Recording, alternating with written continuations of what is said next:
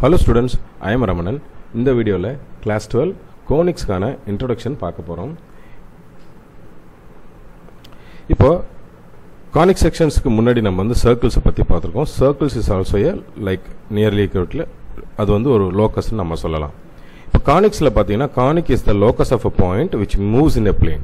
அப்ப இந்த S அப்படிங்கிறது வந்து ஒரு fixed point. P ங்கிறது வந்து ஒரு moving point. இப்போ இந்த P ல இருந்து ஒரு perpendicular line வரையறோம். இந்த ஒரு ஸ்டாண்டர்ட் லைன், அதாவது ஃபிக்ஸட் லைன். இந்த L அப்படிங்கிறது வந்து ஃபிக்ஸட் லைன். இதுக்கு நேம் வந்து டைரக்ட்ரிக்ஸ்.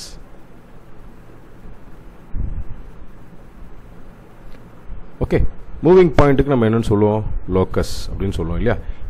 இந்த பிளேன்ல எந்த இடத்துக்கு வேணாலும் மூவ் ஆகலாம் ஆன் சம் ஜியோமெட்ரிக்கல் கண்டிஷன். அந்த ஜியோமெட்ரிக்கல் கண்டிஷன் அப்படி என்ன அப்படின்னா கேபிட்டல் லெட்டர் இது SP by PM is equal to E. Okay, this is a constant, right? Constant. இப்போ இந்த SP by PM தான் இது எந்த மாதிரியான கானிக் செக்ஷன் சொல்றது நமக்கு. உதாரணமா இந்த E ஓட value if E is equal to 1, this conic is called as parabola. If E is less than 1, it is ellipse. Ellipse.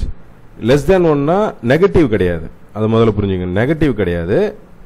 0 to 1 குள்ள இருக்கும். வேல்யூஸ் வந்து 0 to 1 குள்ள இருக்கும். And if E is greater than 1, it is called hyperbola. Okay, நான் சொன்னேன் இந்த geometrical கண்டிஷன்ல சொன்னேன் இல்லையா, moving point SP by PM.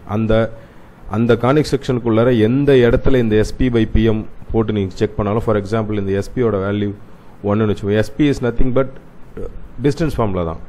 எஸ்பியோட value நீங்கள் கண்டுபிடிக்கிறது அப்படிங்கிறது டிஸ்டன்ஸ் ஃபார்முலா தான். அதே போல் பிஎம்க்கும் அதே தான். ஓகே, இப்போ இந்த எஸ்பி பை பிஎம்னுடைய ரேஷியோ வந்து சிங்கிள் வேல்யூவில் இருக்கும். Maybe it's a fraction or whole number or something. இப்போ எல்லா இடத்துலையும் நீங்கள் செக் பண்ணிங்கனாலும் இந்த கான்ஸ்டன்ட் டேர்ம் வந்து ஆக்சுவலி பார்த்தீங்கன்னாக்கா ஈக்குவலாக இருக்கும். ஐ மீன் 1/2னா எல்லா இடத்துலையுமே 1/2 தான் வரும் செக் பண்ணும்போது. ஓகே, இப்போ இதில் இருக்கக்கூடிய சின்ன சின்ன டேர்ம்ஸ் பார்ப்போம். இந்த ஃபிக்ஸட் லைனுக்கு நான் டைரக்ட்ரிக்ஸ்னு சொன்னேன். மூவிங் பாயிண்ட்டுக்கு லோக்கஸ் அப்படின்னு சொன்னேன். இந்த இடம் இருக்கு இல்லையா, standard and fixed point. This fixed point is called as focus. Fixed point is called as focus. Fixed line is called as directrix. Moving point is called as locus. Okay, இதெல்லாம் வந்து அதுக்குள்ள வரக்கூடிய டேர்ம்ஸ். அண்ட் திஸ் கான்ஸ்டன்ட் சொன்னோம் இல்லையா, this constant is called as eccentricity. இங்க இருக்கும் பாருங்க, eccentricity.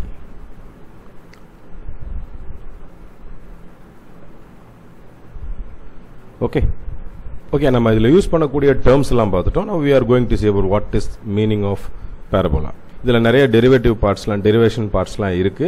நான் ஏற்கனவே உங்களுக்கு ஒரு அனிமேஷன் வீடியோ அதில் போட்டிருக்கேன். அந்த அனிமேஷன் வீடியோவில் உங்களுக்கு வந்து கானிக் செக்ஷன்ஸ் எப்படி உருவாகுதுன்னு காமிச்சிருக்கேன். அடுத்ததாக இப்போ நம்ம பார்க்க போகிறது அதை பேஸ் பண்ணி types parabola and its types. Okay, இப்போ நம்ம பார்க்க போகிறது parabola பார்ட்ஸ் என்னென்னலாம் இருக்கு, terms which is involved with parabola. The line perpendicular to the directrix and passing through the focus is known as axis. Listen up. The line perpendicular to the directrix. Directrix எங்க இருக்கு? இங்க இருக்கு. Line perpendicular to directrix and passing through the focus. Focus ங்கிறது S. Okay. எதனால இந்த S வந்து a,0 அப்படின்னு கொடுத்திருக்காங்கன்னா, the point is on x axis. So the point is on x axis னா y is equal to 0. So a,0. நல்லா கவனிங்க. இந்த OS னுடைய வேல்யூவும் இந்த OZ னுடைய வேல்யூ ஈக்குவலா இருக்கும். ஏதாவது ஒரு சம்ல இந்த மாதிரி क्वेश्चंस கேட்பாங்க. OS is equal to ZO is equal to A. அதான் அர்த்தம். டிஸ்டன்ஸ் வந்து A ஓட வேல்யூ ஈக்குவலா இருக்கும். and this is called as axis.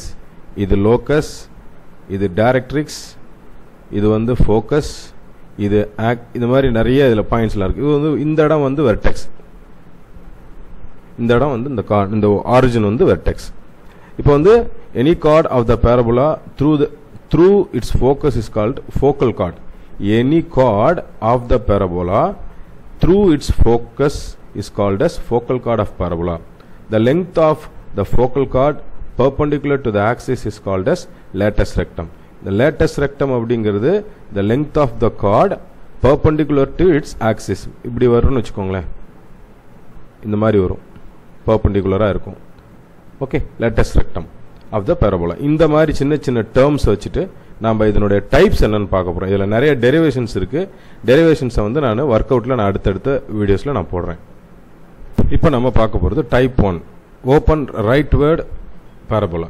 இந்த பேரபோலாவை நான் வரைஞ்சி காமிக்கிறேன். Symmetric about X axis like இந்த மாதிரி இருக்கும்.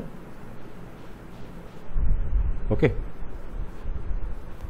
so here we know that this is focus SA, 0 and this is vertex V 0, 0 which is origin. இது வந்து fixed line directrix.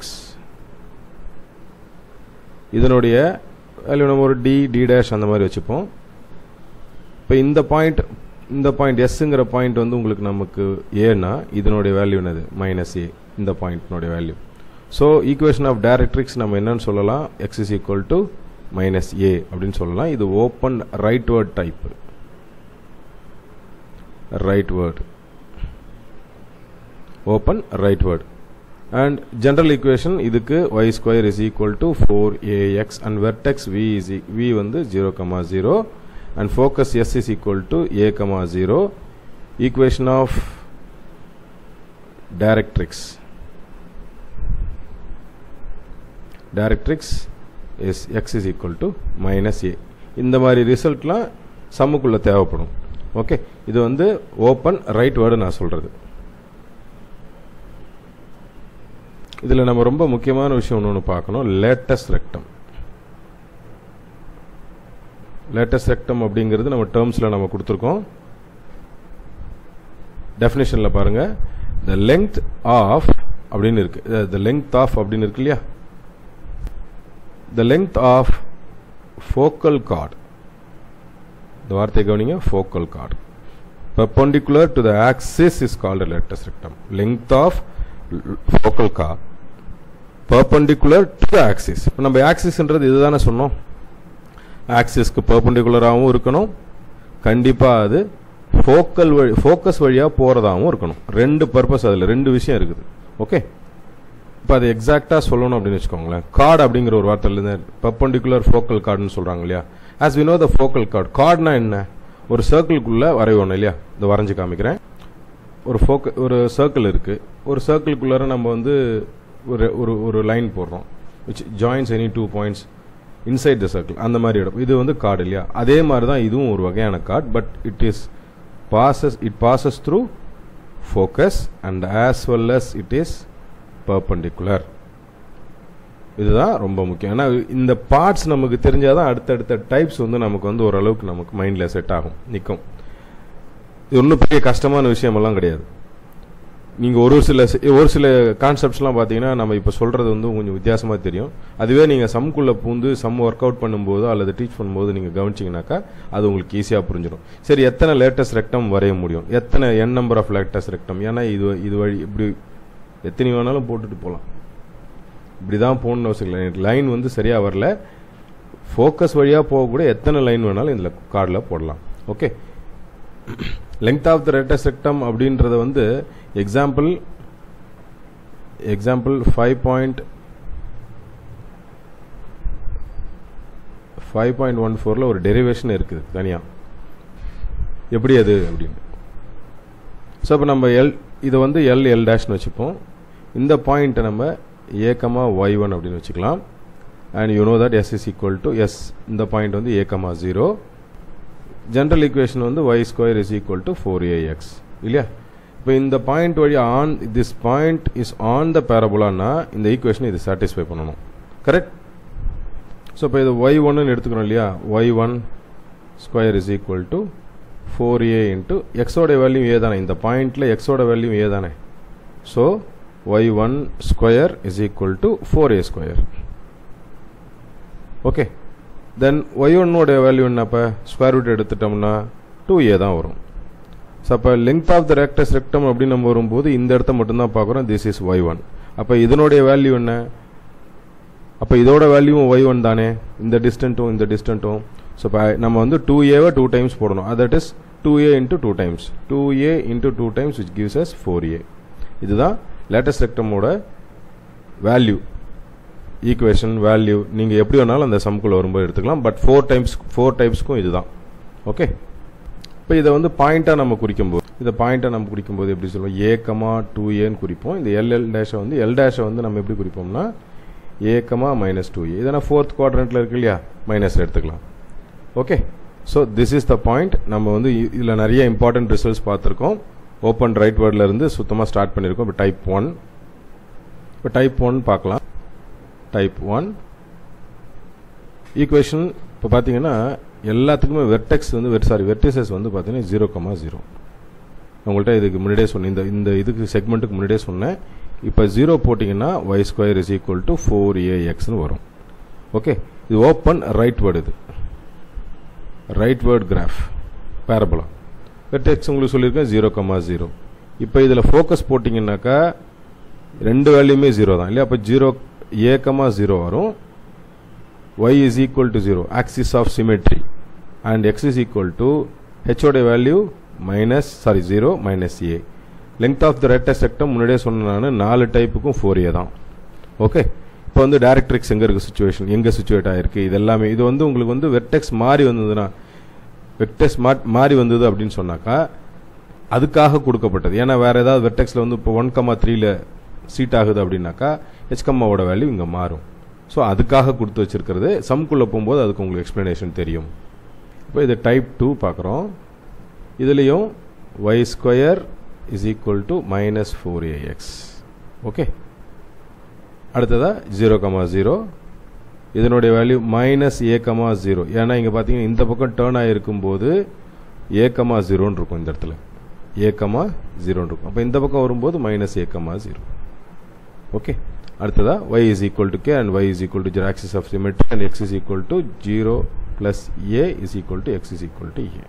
நான் ஏற்கனவே சொல்லிட்டேன், லேட்டஸ்ட் ரெக்டமுடைய வேல்யூ 4 டைப்ஸுக்குமே 4a தான். டைப் 3 இது open upward type 3. Okay, type 3ல சேம் வெர்டெக்ஸ் எல்லா இடத்துலையுமே 0,0. h எல்லாம் எங்கே இருக்கோ அங்கெல்லாம் போட்டுக்கோங்க. தேவைப்படும் போது மட்டும்தான் இது மாறும். அது மாற்றம் எங்கே வருது அப்படிங்கிறது எந்த இடத்துல சேஞ்ச் ஆகுதுன்றதை நான் சம்குள்ளே வரும்போது நான் உங்களுக்கு இன்னும் டீப்பாக சொல்கிறேன். இதனுடைய value open upward x² = 4ay. இதுவே இன்னொரு டைப் இருக்குது, x² அடுத்த டைப் -4ayன்னு வரும். ஓப்பன் டவுன்வர்ட், இது ஓப்பன் அப்வர்ட். நம்ம இது வரைக்கும் எத்தனை டைப் பார்த்துருக்கோம், ஓப்பன் ரைட் வேர்ட் பார்த்துருக்கோம், ஓப்பன் லெஃப்ட் வேர்ட் பார்த்துருக்கோம், ஓப்பன் அப்வர்ட் பார்த்துக்கிட்டு இருக்கோம் இல்லையா. இப்போ இங்கே ஓகே உங்களுக்கு நான் சொல்லிட்டேன். இப்போ y-னுடைய value y = a, y = -a, x = 0. இங்கே வந்து வெர்டெக்ஸ் வந்து 0,0னா 0,a. அதுவே அடுத்த டைப்பில் பார்த்தீங்கன்னா இந்த டைப்புக்கு வரும்போது பார்த்தீங்கன்னா 0,-aன்னு வரும்.